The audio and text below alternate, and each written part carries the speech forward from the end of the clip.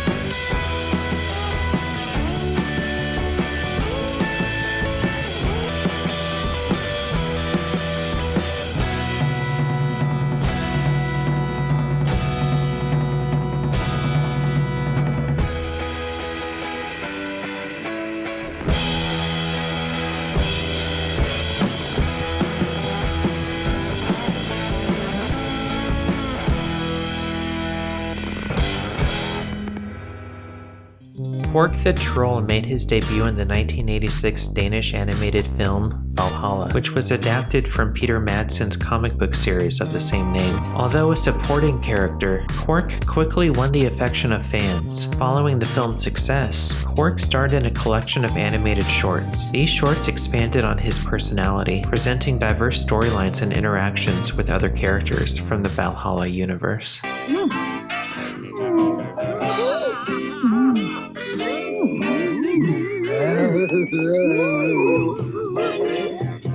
To understand why Valhalla was created in the first place, let's take a look at the societal context of the time. For this, we have to go to Denmark in the late 70s and early 80s. Denmark's history is intertwined with Viking culture and Norse mythology, featuring gods, giants, trolls, and mythical beings. At the time, there was a resurgence of interest in Norse mythology and Viking history across Denmark and Scandinavia. This revival stemmed from a desire to reconnect with cultural heritage and explore the heroic and enchanting aspects of Viking legends. The 70s and 80s were also a time of increased popularity for comic books. The people aren't embarrassed anymore about admitting that they collect comic books.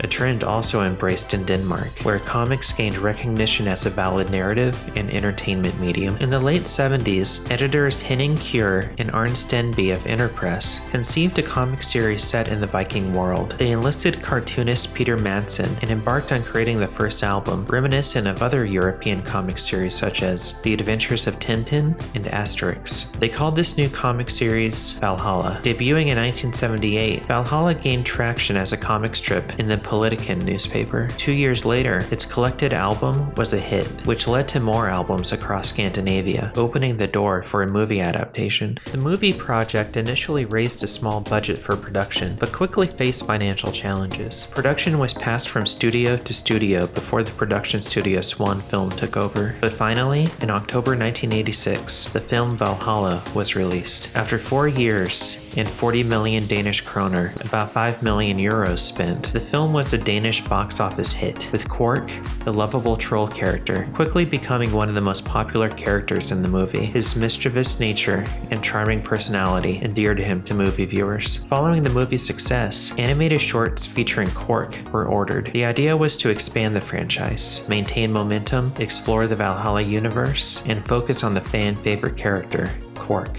Ultimately, 8 shorts were produced in 1987, starting with Baby Quark. Baby Quark acted as an origin story for Quark. We meet his parents and learn that even as a baby, Quark was a nuisance to everyone around him. We see him spontaneously grow up, but not develop any form of self-awareness. With his bites, burps, and destructiveness, he is a pain to his parents, and as soon as he gets old enough, they are eager to send him away from home. The way he is literally kicked out of the village and Into the Sky is the starting point for the rest of the shorts. Quark and the Vikings starts as many of the Quark shorts do, with Quark hurtling through the sky, presumably from being kicked out of his home village by his father, and crash landing into the short's set piece. This time, it is a Viking ship, much to the surprise of the Vikings. The Vikings try to get rid of Quark, but doing so proves to be more problematic than they expected. They even go so far as to make Quark walk the plank, which backfires.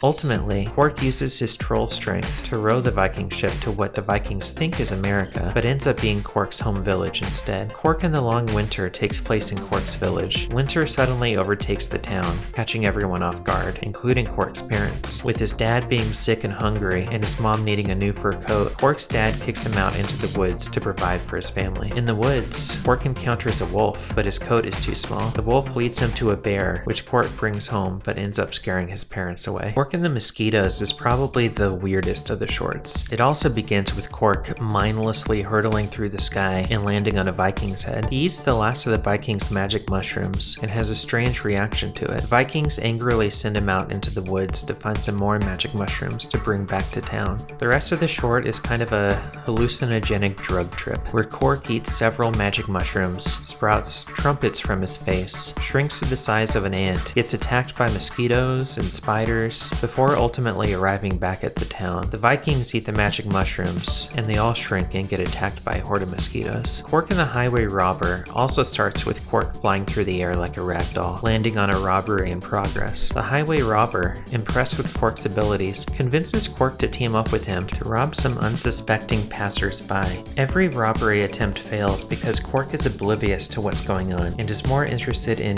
eating the treasure rather than stealing it. Ultimately, the robber has had enough and dropkicks Quark into the sky. Dragonslayer Quark starts with Quark cannonballing out of the sky, landing on a Dragonslayer's head and pummeling him into the ground. He is then mistaken for said Dragonslayer and invited into the castle to defeat a problematic two-headed dragon. Through a series of events, including breathing the fire-breathing dragon's fire back at it, Quark is ultimately able to defeat the beast and save the day. Quark and the Princess is about a princess who has been locked away in a tower by an ugly frog. Quark this time has been presumably booted so high into the sky that he actually crashes into the moon on his way into the animated short, ultimately landing on a horse ridden by a Prince Charming type character. Together, they go to save the princess. The frog tries to stop them, but Quark traps him in his own tongue and saves the princess himself. The final short, Merry Quarkmas, starts with Quark soaring through the upper atmosphere like an oblivious rock and landing at the North Pole, where he finds a sickly Santa Claus preparing for Christmas. Quark even explains to Santa that he got to the North Pole by having his butt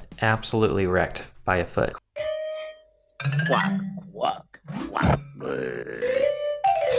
Quark accidentally sends Santa into the sky with a rocket, who ends up landing in Quark's parents' house. His dad is pissed and kicks Santa's bag of presents so far into the sky that all the gifts rain down across the globe, delivering Christmas to everyone. The shorts were produced by Swan Films Production and distributed in Denmark in 1987. In 1989, the shorts were dubbed in English, bundled together, and released straight to VHS as Quark the Dragonslayer, which was published by Celebrity Home Entertainment. It was bundled with the classic episode of Popeye called Popeye the Sailor meets Sinbad the Sailor. Oh, the most remarkable, extraordinary fellow, Sinbad the Sailor. And also contains some trailers for other cartoons that were published by Celebrity Home Entertainment. Only 8 animated shorts were ever produced, and Merry Quarkmas was the only short that was never internationalized, making it only available in its original Danish form. All in all, the Valhalla franchise, including the comics, movie, and the animated shorts, has been well received and popular in Denmark and other Scandinavian countries. The lovable character of Quark the Troll and the humorous storytelling set in the world of Norse mythology have garnered a dedicated fan base over the years. Though its popularity did seem to be limited to the Scandinavian region and its surrounding areas, the hype never seemed to truly break out and spread across the globe.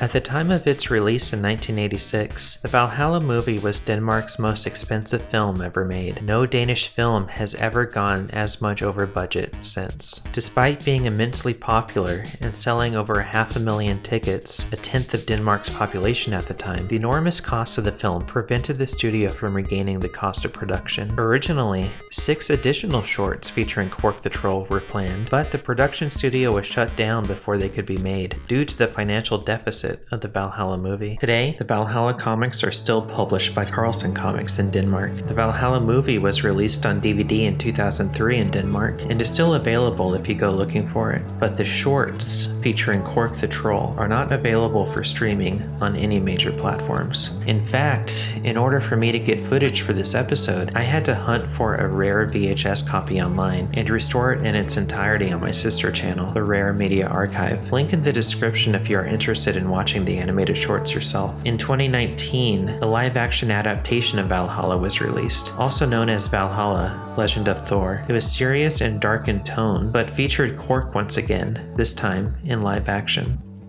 In the years that followed, the success of the Valhalla comics has had an influence on subsequent works in the world of Danish comics and animation, inspiring new creators and stories within the genre. The Valhalla comics maintain a significant presence in Danish comic book culture, establishing a lasting legacy as one of the nation's most treasured and iconic comic series. I visited some American nostalgia forums to see if anyone else remembers Quark the Dragonslayer. Monrobot said, "I had a VHS of this as a kid. It was my favorite thing ever. Watched it constantly." And PDH 1980-2005 said, "Damn, this is a throwback." Personally, Quark the Dragonslayer was one of my favorite VHS tapes to rent from the library in Southern California, right next to episodes of the Teenage Mutant Ninja Turtles. I checked it out multiple times as a kid. I had no idea that it was based on a comic book or was a spin-off of the movie Valhalla. I just thought it was its own thing. As a society, we remember the main things like Star Wars and Ghostbusters, and we remember the weird things like Elf and the Dark Crystal, but there's a whole universe of media in between those, fading over time. For decades, I forgot what this VHS was called, and it was very frustrating not being able to remember its name. It hasn't been until the past few years that I was able to remember, and then it all came flooding back in a weird, crazy rush of nostalgia. His name was Quark, and he's still just as ugly, awkward, short, and as hilarious as I remember.